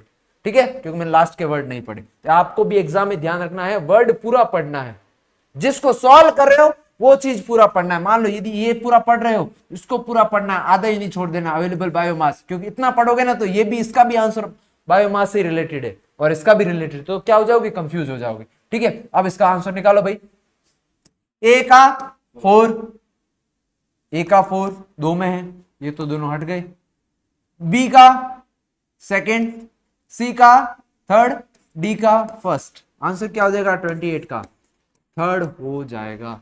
आ गया समझ में। चलो नेक्स्ट क्वेश्चन की बात करते हैं, अपघटन की। अपघटन के अंदर क्या होता है, ये वाला क्वेश्चन थोड़ा सा ना गड़बड़ लगा मेरे को, थोड़ा सा, क्योंकि यहां वाला जो ये वाला ऑप्शन है ना, देखो होमिफिकेशन फॉलो मिनरलाइजेशन, यहां पर ये होना चाहिए था मिनरलाइजेशन फॉलो होमिफिकेशन। ठीक है, थोड़ा सा ये गड़बड़ था, बाकी पूरा क्वेश्चन सही है। क्या जो डिकम्पोजिशन है एनएरोबिक है, या फिर हमने वहां पर ऑक्सीजन की बात की थी, बिल्कुल सर हमने वहां पर अपघटन की बात की थी तो ऑक्सीजन की बात की थी, तो फर्स्ट ये तो गलत हो गया। पूछा क्या है, सही पूछा है, ए गलत है, तो ए वाले तो डायरेक्ट दो हट गए। ठीक है, अब यहां पर देखो जो है सेकेंड है, डिकम्पोजिशन रेट जो है किस पर, केमिकल नेचर पर डिपेंड करती है, बिल्कुल डिपेंड करती है। हमने बोला था उसके अंदर लिग्निन है, रेजिन है, यदि उसके अंदर शुगर है तो उस पर डिपेंड कर रही है ना, रेट घटेगी बढ़ेगी, किस पर, बिल्कुल डिपेंड करती है। तो ये तो सही बात है। ठीक है, तो बी सही है, तो बी बिल्कुल, दोनों में सर वैसे भी प्रेजेंट था तो सही होना ही है। अब है यहां पर सी वाला, उसके अंदर जो है पानी में घुलनशील कार्बनिक पदार्थ मिट्टी में जाने पर क्या होता है, कार्बनिक पदार्थ, क्या लीचिंग के अंदर ऑर्गेनिक मटेरियल जाते हैं कि इनऑर्गेनिक मटेरियल जाते हैं, इनऑर्गेनिक मटेरियल जाते हैं, यहां ऑर्गेनिक मटेरियल लिख दिया है, तो ये तो गलत हो गया। तो पीछे ये वाला ही सही होना चाहिए था, बट इन्होंने क्या है, वर्ड थोड़े इधर उधर कर दिए हैं। ठीक है, तो उसके कारण भाई मैं इसका कोई आंसर नहीं दूंगा, क्योंकि मेरे को ये वाला थोड़ा सा गड़बड़ लगा। हिंदी में भी यही लिखा हुआ, खनिजीकरण के बाद ह्यूमिफिकेशन आता है, तो यहां लिखना चाहिए ह्यूमिफिकेशन के बाद में खनिजीकरण आता है। ठीक है, तो थोड़ा सा मेरे को ये कंफ्यूजिंग लगा। अब आ जाते हैं कि उन्होंने भाई एक पैराग्राफ दिया है और इस पैराग्राफ के अकॉर्डिंग क्या है कि भाई देना है जवाब। पैराग्राफ में उस रिलेटेड दिया है, उसका पूरा आंसर नहीं मिलेगा, वो नहीं है कि हाँ प्रॉपर आंसर मिल जाएगा। तो यहां पर एसटीडी की बात की गई है कि इसमें से कौन सा एसटीडी से रिलेटेड डिजीज नहीं है, not A sexual transmitted disease. तो इसमें से देखो क्लेमाइडियसिस, जेनिटल हर्पीज, फाइलियरिसिस, सिंपल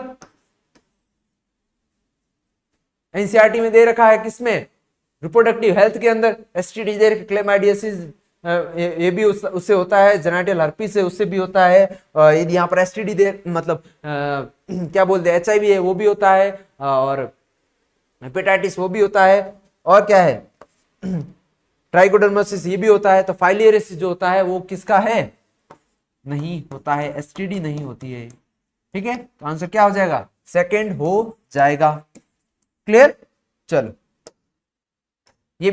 ये वाला पोर्शन। अब इसमें से आप पूछोगे कि सर इसमें से समझने के लिए कोई समझने कुछ नहीं है, ये सब याद, एसटीडी जितने भी एग्जांपल एनसीईआरटी में दे रखे हैं वो सारे याद करने हैं।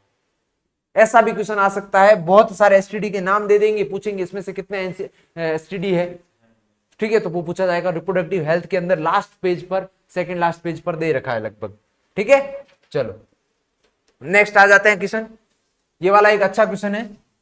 अब यहां पर क्या है पूछा गया है, जो मेडिकल टर्मिनेशन ऑफ प्रेगनेंसी की बात करते हैं, मेडिकल टर्मिनेशन ऑफ प्रेगनेंसी की यदि बात करें तो कौन सा इनकरेक्ट है, कौन सा इनकरेक्ट पूछा गया है, गलत कौन सा है ना।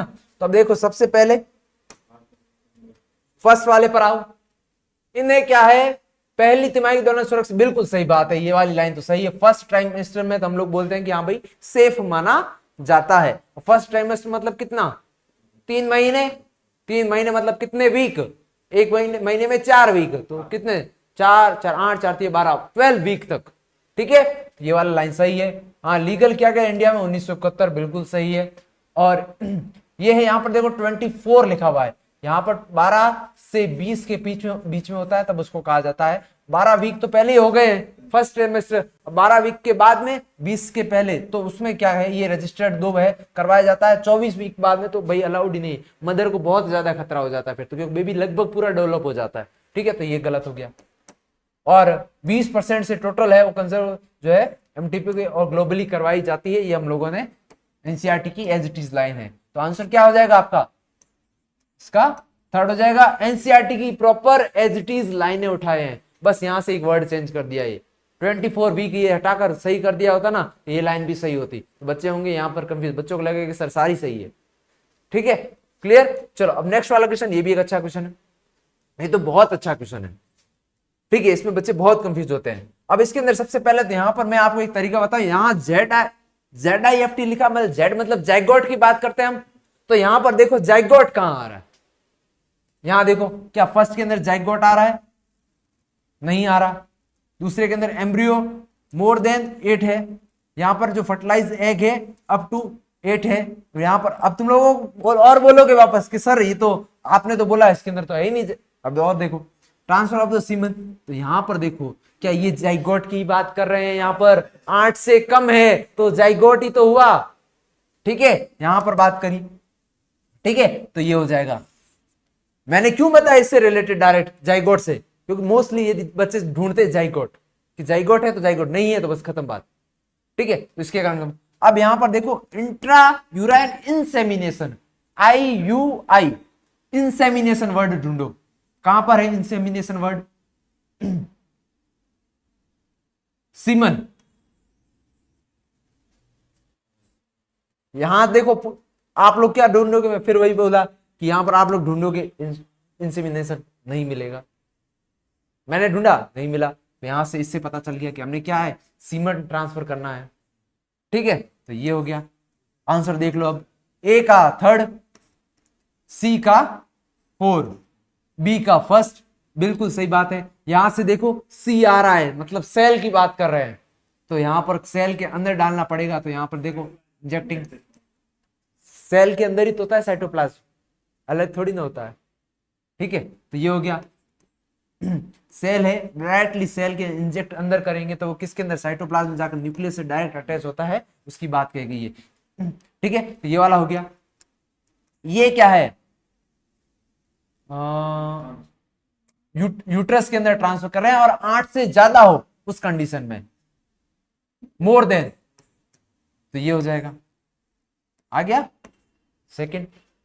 ठीक है, इसको सॉल्व इस प्रकार से करो, मतलब नॉलेज पूरा होना चाहिए उसके अकॉर्डिंग। यहाँ पर हिंदी वाले में भी बच्चों को कुछ को डाउट हो तो बता देता हूँ। जाइगोट की बात क्या है, तो यहाँ पर देखो जो निषेचित एग है वो क्या है, अभी 8 तक ही है, तो हम जाइगोट के जैसा ही माने तो उसको ट्रांसफर करेंगे, तो ये हो गया। 8 से ज्यादा है तो उसको किस में ट्रांसफर करेंगे, यूट्रस में ट्रांसफर करेंगे। ठीक है, तो यूट्रस में ट्रांसफर कर दिया हमने। अब सीमन है जो शुक्राणु है उसको ट्रांसफर करना है, तो इंट्रायूटेरिन इंसेमिनेशन हो गया।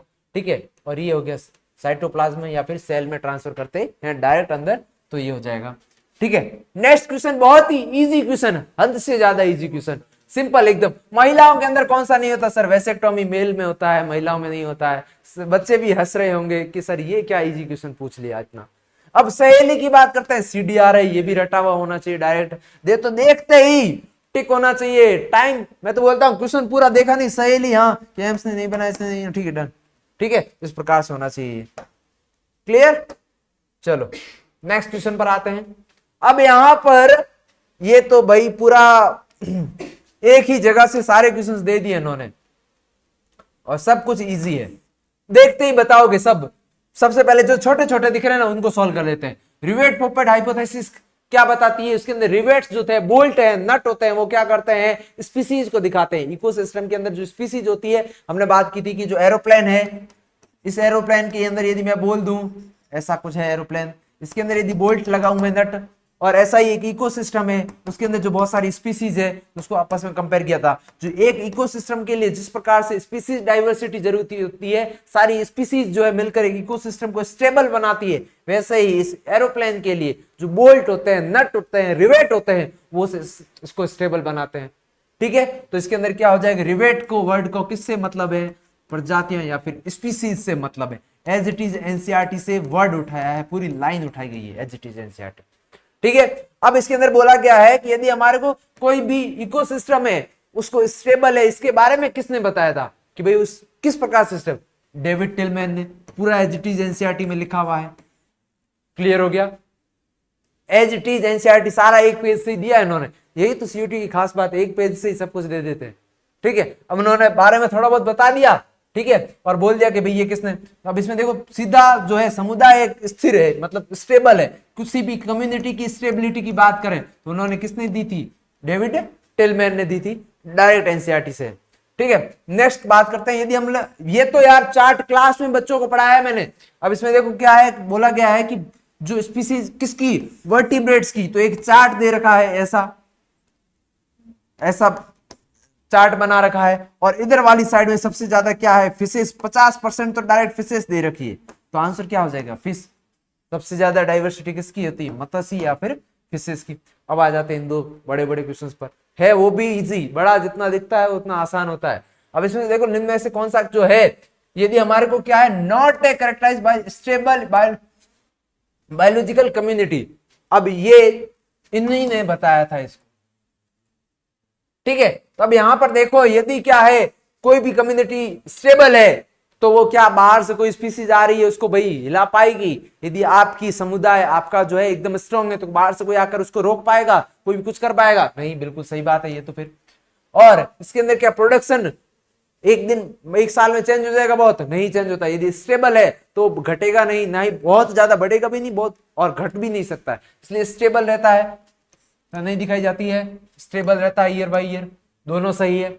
और यहां पर देखो यदि हम बात करते हैं किसी भी उसके अंदर, क्या अभी जस्ट मैंने ये समझाया, इसके अंदर उन्होंने एक रिवेट पोपेट हाइपोथेसिस में पढ़ा था, एक यदि मैं स्क्रू खोल दूं किसका, एरोप्लेन के पंखे का, और एक स्क्रू खोल दूं मैं चेयर का, तो क्या होगा, इकोसिस्टम जो एरोप्लेन है वो गिरेगा कब, मैं चेयर का स्क्रू खोल के घर ले जाऊं एरोप्लेन गिर जाएगा, या फिर पंखे का स्क्रू खोलूं तब गिर जाएगा, पंखे का स्क्रू खोल दूंगा। वैसे ही इकोसिस्टम के अंदर जो सबसे मुख्य जाति है, स्पीसीज है, यदि मैं उसको हटा दूंगा तो इकोसिस्टम नष्ट हो जाएगा, पर कोई नॉर्मल स्पीसीज को हटा दूंगा तो इतना इफेक्ट नहीं आएगा। तो क्या ये वाली लाइन सही लिखी है, गलत लिखी है? ठीक है, तो आंसर डायरेक्ट यही हो जाएगा। और नेक्स्ट वाली क्या है, मानव, बिल्कुल ये बात सही है। मानव प्राकृतिक मानव निर्मित कभी कभार क्या होता है, गड़बड़ी के कारण होता है। ठीक है, तो ये वाला चीज बहुत अच्छा क्वेश्चन है, ये मेरे को अच्छा क्वेश्चन लगा। अब यहां पर आ जाते हैं, ये वाला भी एज इट इज एनसीईआरटी से उठाया गया है, बायोडाइवर्सिटी वाले से, बायोडाइवर्सिटी एंड कंजर्वेशन, तो आपको भी पढ़ाया जाएगा बिल्कुल। ठीक है, अब इसमें से जल्दी ही आपके लेक्चर्स उसके बायोडाइवर्सिटी की भी अपलोड होने वाले हैं, लेक्चर्स बन चुके हैं। ठीक है, अब यहाँ पर यदि बात करें तो उष्णकटिबंधीय या फिर ट्रॉपिकल जो रीजन्स होते हैं उसके अंदर हमारे को बायोडाइवर्सिटी ज्यादा देखने को क्यों मिलती है, क्या रीजन है? सिंपल सी बात है, वहां का जो इन्वायरमेंट है वो स्टेबल रहता है, ज्यादा चेंज नहीं होता है, मौसम अच्छा खासा रहता है, बस यही सिंपल सिंपल चीजें हैं। अब इसमें से देखो यहां पर क्या है, ट्रॉपिकल से टेम्परेट, एक्सेप्ट पूछा गया है। क्या पूछा गया है? एक्सेप्ट। तो इसमें देखो सबसे क्या है, शीतोष्ण में हिमनद होता है, सही बात है, लेकिन जो है ट्रॉपिकल के अंदर तो ऐसा नहीं दिखता है, टेम्पलेट में देखने को मिलता है, लाइन सही है। ट्रॉपिकल एनवायरमेंट है, मोर ह्यूमिड और मॉइस्ट हेल्प डाइवर्सिटी, गलत बात है ये। Tropical environment let's session more, बिल्कुल सही बात है। There is more solar energy, सही बात है। तो आंसर हो जाएगा आपका इसका सेकंड। अधिक आर्द्र होगा, बहुत ज्यादा ह्यूमिडिटी रहेगी, बहुत ज्यादा वो रहेगा, तो भाई वहां पर सूर्य ऊर्जा ही नहीं आएगी, बहुत कंडीशन। यदि सोलर ऊर्जा प्रॉपर आ रही है तो क्या बहुत ज्यादा ह्यूमिड रह पाएगा? नहीं रह पाएगा। तो ये तो एक गलत कंडीशन हो गई ना, यही पूछा गया है। ये तो क्या है, मौसम में कम चेंज हो रहा है, इसके कारण अधिक स्थिर रहेगा, और उष्णकटिबंधीय क्षेत्रों में ऊर्जा उपलब्ध ज्यादा होती है, सोलर एनर्जी ज्यादा देखने को मिलती है। तो आंसर क्या हो जाएगा इसका? सेकंड हो जाएगा। क्लियर? चलो नेक्स्ट बढ़ते हैं आगे। Next question, question number 39। ये तो यार इजी क्वेश्चन है, सबसे easy question, chapter number first. जब पोलन आता है तो पोलन में दो टाइप की सेल्स देखने को मिलती है, एक कायिक और एक जननिक सेल्स, है ना? तो इसके अंदर से देख लो, वेजिटेटिव सेल और जनरेटिव सेल्स, दोनों टाइप की सेल्स देखने को मिलती है, तो कायिक सेल्स और जननिक सेल्स, तो ये दोनों हो गई। ठीक है, क्लियर? बिल्कुल सिंपल है ये तो, इसके अंदर तो कुछ आएगा नहीं, गड़बड़ होगी नहीं, क्योंकि ये वाला देखो, और ये जो चैप्टर फर्स्ट है उसी के अंदर से दे दिया और इजी क्वेश्चन दे दिया। आपने एक डायग्राम देख रखा होगा ऐसा, है ना? तो ये आपकी क्या होती है? वेजिटेटिव सेल्स होती है, जनरेटिव सेल्स होती है। ठीक है, इस प्रकार की जो ये ऐसा बना रहता है, इसके अंदर न्यूक्लियस बड़ा, ठीक है, 60-40% जो है, उसके बाद में आगे बात करते हैं, वो थर्ड सेल स्टेज आ जाती है तब। ठीक है, तो ये हो गया। चलो नेक्स्ट क्वेश्चन है, ये भी बहुत सिंपल। सबसे पहले तो एक्साइन मेरे दिमाग में आता है तो स्पोरोपोलेनिन आ जाता है। ठीक है, सी का फर्स्ट सर डायरेक्ट हो गया ये तो। क्यों? क्योंकि मेरे को भाई एक्साइन, सबसे पोलेन नाम आते ही मेरे दिमाग में यही आता है सबसे पहले, कि एक ऐसा स्ट्रक्चर होता है उसमें ये स्पोरोपोलेनिन होता है। ठीक है, तो ये तो सबसे बड़ा चीज है। तो ठीक है, और टेपिटम क्या होता है? न्यूट्रिशन देता है। ठीक है, और क्या है? ये होते हैं, ये क्या पोलन को भाई वो प्रोवाइड करवाते हैं, रास्ता देते हैं, मतलब ये हो गया। ठीक है, क्लियर? और ये अटैचमेंट होता है। आया समझ में? बहुत ही इजी क्वेश्चन है ये, अच्छा क्वेश्चन, मुझे ये अच्छा लगता है, आप लोगों को भी लगना चाहिए। अब यहां पर देखो कि किसकी बात कर रहे हैं, PEN की बात कर रहे हैं, प्राइमरी एंडोस्पर्म न्यूक्लियस की बात कर रहे हैं। किसकी बात कर रहे हैं? प्राइमरी एंडोस्पर्म न्यूक्लियस की बात कर रहे हैं। तो अभी ये तो क्या होता है सर? सिंपल सी बात है, ऐसा था स्ट्रक्चर, ऐसा डायग्राम देखा था, यहाँ पर 2 सेल्स थी, यहाँ पर 3 सेल्स थी, और यहाँ पर क्या था, एक बार यहाँ आकर एक मेल गेमेट आया था, एक यहाँ पर आया था, तो यहाँ पर तो डबल फ्यूजन हो गया, यहाँ पर ट्रिपल फ्यूजन हो गया, तीन न्यूक्लियस एक साथ में मिले तो यहाँ पर बनता है 3N। ठीक है, तो आंसर क्या हो गया? Triple fusion. ठीक है, क्लियर हो गया। चलो नेक्स्ट बात करते हैं, ये वाला भी ह्यूमन रिप्रोडक्शन से आ जाता है, ये तो डायरेक्ट याद होना चाहिए। मानव के अंदर यदि मेमोरी ग्लैंड की बात करते हैं 15 से 20 होती है, सिंपल बात है, ये भी इजी क्वेश्चन है, डायरेक्ट याद होना चाहिए। तो ठीक है, स्ट्रक्चर देखा होगा। अब यहां पर बात करते हैं मानव के अंदर, पूछ लिया, और किसी में पूछ लेते यार, और किसी में पूछ लेते, इतना सारा दे रखा है, चिड़िया विड़िया सबका पूछ लेते, मुर्गे का पूछ लेते, मानव का पूछ लिए, तो मेरे बच्चे क्या आंखें बंद करके बता देते हैं। ठीक है, डायरेक्ट। चलो नेक्स्ट बढ़ते हैं आगे। अब इसके अंदर देखो, ये वाला एक अच्छा क्वेश्चन है, इसको करेंगे, इसको छोड़ दो, यहां पर आते हैं, अच्छा क्वेश्चन है, सबसे लास्ट करेंगे। अब यहां पर देखो, मेंडल के अकॉर्डिंग यदि हम बात करते हैं तो मेंडल में से कौन सा नहीं है? सिंपल सी बात है सर, ग्रीन और येलो था, एक्सियल और टर्मिनल एंड था, इन्फ्लेटेड पोर्ट था, बस पिंक की बात की ही नहीं थी, वॉयलेट था, पिंक तो था ही नहीं, तो डायरेक्ट आंसर हो गया। मेंडल साहब ने पिंक पसंद नहीं था मेंडल जी को, उन्होंने तो वॉयलेट और व्हाइट की बात की थी। ठीक है, तो आंसर क्या हो जाएगा, डायरेक्ट फर्स्ट हो जाएगा। अब यहां पर देखो कि यदि कोई एक सेल है उसके अंदर क्या है, क्रोमोसोम है, ऐसे डिवाइड होते हैं, क्या कभी गलती से क्या दोनों एक साइड ही चले जाए तो इसको क्या कहा जाता है, एनिप्लॉइडी कहा जाता है। क्यों? क्योंकि जो क्रोमोसोम थे एक के अंदर ज्यादा चले गए, एक में कम चले गए, तो क्या होगी, जब सेल्स बनेगी उसके अंदर क्या हो जाएगी, गड़बड़ आ जाती है, क्रोमोसोम कम ज्यादा हो जाएंगे, एक साइड में ज्यादा हो जाएंगे, मान लो एक साइड कम हो जाएंगे, उसके कारण इसको क्या कहा जाता है, एनिप्लॉइडी कहा जाता है। सिंपल है ये भी। सर फास्ट हो रहे हैं? नहीं, इजी क्वेश्चन है। ठीक है, एनिप्लॉइडी। नेक्स्ट क्वेश्चन आ जाते हैं कि यदि सिकल सेल एनीमिया की बात करूं मैं, किसकी, सिकल सेल एनीमिया, हमारे को पता है जब दोनों आएंगे रिसेसिव वाला तभी क्या आएगा, एक्सप्रेस होगा। मतलब मैं बात करूं HbS ये आएगा तब तो क्या है, सिकल सेल एनीमिया होगा। यदि एक आएगा तो क्या बन जाएगा, कैरियर बन जाएगा। क्या बन जाएगा, कैरियर बन जाएगा, ये वाहक बन जाएगा। तो अब इसमें से पूछा गया है कौन सा, ये देखो गलत बात, ये गलत बात, हाँ ये सही है, ये सही है, मतलब सी और डी। कौन सा हो गया, सी और डी, यही दोनों है। ये तो क्या है, पूर्ण रोगी हो गया और ये वाहक हो गया। ठीक है, और ये क्या होता है, ऑटोसोमल रिसेसिव होता है ना, इसलिए रिसेसिव में क्या होता है, यदि एक आता है तो क्या है, कैरियर बन जाता है। दोनों आएंगे रिसेसिव वाले तभी क्या है, अपना एक्सप्रेस करते हैं। अब इसमें से देखो, ये भी बहुत सिंपल है। सबसे पहले क्या आता है, उगोनिया होता है। क्या होता है सबसे पहले, उगोनिया। उगोनिया से बनते हैं प्राइमरी, प्राइमरी से बनते हैं सेकेंडरी, और सेकेंडरी के बाद में बनता है ओवम।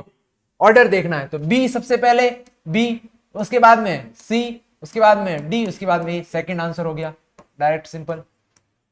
ठीक है, बहुत इजी है। रिप्रोडक्टिव वाला पोर्शन भी अच्छा था, सारे चैप्टर कवर किए गए इन्होंने, सारे चैप्टर्स में से अच्छे खासे क्वेश्चंस आए हैं। इसमें से जेनेटिक्स में से थोड़े कम क्वेश्चंस दिए इन्होंने, बाकी बहुत अच्छा पेपर है ये वाला, उसको आपको सॉल्व करना चाहिए आराम से बैठ के अच्छे से। नेक्स्ट क्वेश्चन आ जाता है कि भाई, अब ये वाला क्वेश्चन अच्छा बना दिया इन्होंने। सबसे पहले आ जाता है सटल है बोवेरी, सिंपल सा, बच्चों को सबको याद है कि भाई ये तो भाई वंशागति का क्रोमोसोमल दिया था, क्रोमोसोमल इनहेरिटेंस का दिया था। चलो इसी से आंसर मिल जाता है क्या हमारे को, ए का सेकंड, नहीं सर ये हो गया। अब इसके अंदर देखो दूसरा, ये मैपिंग करवाया था, किसने मैपिंग की थी, तो 4 आ गया, बी का 4, आंसर तो मिल गया, डायरेक्ट आंसर आ गया। अब और चेक कर लो हैकिंग, ये और ये हो गया, डी का थर्ड, सी का फर्स्ट। ठीक है, ये भी प्रॉपर एनसीईआरटी से यदि तुम लोग देखोगे तो। ठीक है, ये भी एनसीईआरटी का ही है। नेक्स्ट क्वेश्चन आ जाते हैं इस पर। अब ये वाले जो थ्योरी वाले क्वेश्चन है ये जेनेटिक्स, चलो बोल रहे थे जेनेटिक्स में से कम क्वेश्चन है, ये दोनों जेनेटिक्स वाले पोर्शन से आ गए और ये अच्छे क्वेश्चन है। अब इसमें से देखो जो न्यूक्लियोटाइड की बात कर रहे हैं ना, में से कौन सा कथन गलत है, मतलब कौन सा कथन जो स्टेटमेंट है वो इनकरेक्ट है। अब यहां पर देखो प्यूरिन और पैरामिडिन क्या होता है, नाइट्रोजन बेस होता है, बिल्कुल सही बात है, इनकरेक्ट पूछा है। और ये जिसमें आ रहा है तो ये गलत हो गया, ऑप्शन बचे 3। ठीक है, इनकरेक्ट पूछा है। अब यहां पर देखो नॉन एंजाइमेटिक, गलत बात, राइबोन्यूक्लियस जो होता है वो क्या होता है, एंजाइम होता है, तो ये तो गलत हो गया। तो एक तो आएगा बी, तो ये वाला गलत हो गया, इन दोनों में से आंसर आएगा। ठीक है, अब यहां पर देखो फॉस्फेट ग्रुप होता है OH में 5वें कार्बन के अंदर नाइक्लियोसाइड फॉस्फेट लिंकेज, बिल्कुल सही बात है।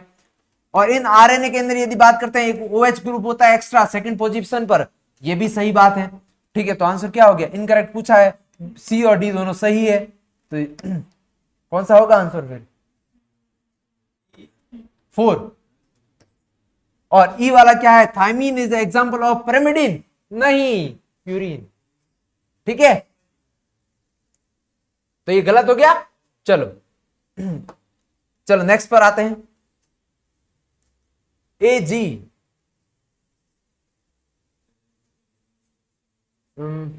ठीक है, नेक्स्ट बढ़े आगे, क्या यही है आंसर इसका, कंफर्म, हाँ। चलो नेक्स्ट क्वेश्चन आता है डीएनए फिंगरप्रिंटिंग। अब डीएनए फिंगरप्रिंटिंग में क्या होता है, सबसे पहले डीएनए को निकालना है, उसके अंदर क्या करना है, सबसे पहले आइसोलेट करना है किसको, डीएनए को, मतलब सबसे पहले आएगा बी, आंसर आ गया। ठीक है, सबसे पहले भाई डीएनए को क्या करेंगे निकालेंगे, है ना, उसके बाद में डाइजेस्ट करेंगे, उसके बाद में क्या है ये करेंगे, बोल्टिंग करेंगे, उसके बाद में ये करेंगे, तो आंसर आ गया ना, बी ए डी सी। ठीक है, तो ये वाला आंसर हो जाएगा।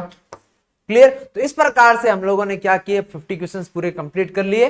कोई भी डाउट हो, कोई भी दिक्कत हो, फास्ट फास्ट में कुछ भी प्रॉब्लम हो, मतलब कोई भी आपको डाउट लगे तो आप लोगों को क्या करना है, कमेंट करना है। आपको कोई क्वेश्चन के अंदर कंफ्यूजन लगे, हमसे भी कोई मान लो चूक हो जाए, हमने फास्ट फास्ट में देखा ना हो, किसी चीज का ध्यान ना दिया, तो आप लोग बता सकते हैं कमेंट के अंदर। आपको बताना कोई भी क्वेश्चन के अंदर यदि आपको डाउट आए तो भी आप लोग बता सकते हैं। ठीक है, अब बिल्कुल हम उसको कमेंट में भी वापस समझाने की, या फिर नेक्स्ट पेपर जब करेंगे उसके अंदर उससे पहले उस वाले क्वेश्चन को वापस से समझा देंगे आप लोगों को। तो ठीक है, तो इस प्रकार से क्या करना है, आपको एनसीईआरटी पढ़नी है। एनसीईआरटी पर मैं बार बार हर क्लास के बाद में यही बोलता हूं, एनसीईआरटी पर अच्छे से फोकस करना है। एनसीईआरटी प्रॉपर पढ़ो, और क्या करना है, मस्त रिवीजन करो, पीवाईक्यू करो सारे, और खाओ पियो मस्त करो, ऐस करो, और अच्छी अच्छी नींद लो बस। ठीक है, चलो मिलते हैं नेक्स्ट क्लास में।